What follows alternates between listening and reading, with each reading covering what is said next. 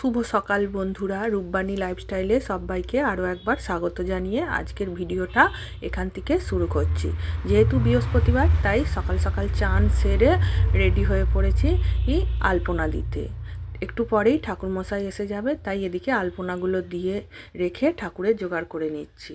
বলতে বলতেই ঠাকুরমশাই এসে গেছে, উনি পুজো আরম্ভ করে দিয়েছে। প্রত্যেক বৃহস্পতিবারই আমাদের পুজো হয়, তবে অঘ্রাণ পৌষ মাসটা একটু ঠাকুরমশাই লক্ষ্মী পুজোটা একটু অন্যভাবেই করে, তার একটু বিশেষ আড়ম্বর থাকে। বলতে বলতেই ঠাকুরমশাইয়ের পুজো হয়ে গেছে। যেহেতু ঠাকুরটা নাবিয়ে পুজো করানো হয়, তাই আবার পুজো সেরে যেখানে থাকে লক্ষ্মী ঠাকুরটা উনি সেখানে তুলে দিয়েছে। ঠাকুরমশাই পুজো সেরে চলে যাওয়ার পর আমি বেলা হয়ে গেছে, দুপুরে রান্না বসিয়ে দেবো বলে সবজি কাটতে লেগেছি। যেহেতু আজকে বৃহস্পতিবার, সেহেতু রান্নার বিশেষ কোনো আড়ম্বর নেই। তবে বন্ধুরা, আজকের ভিডিওটা এইটুকুই।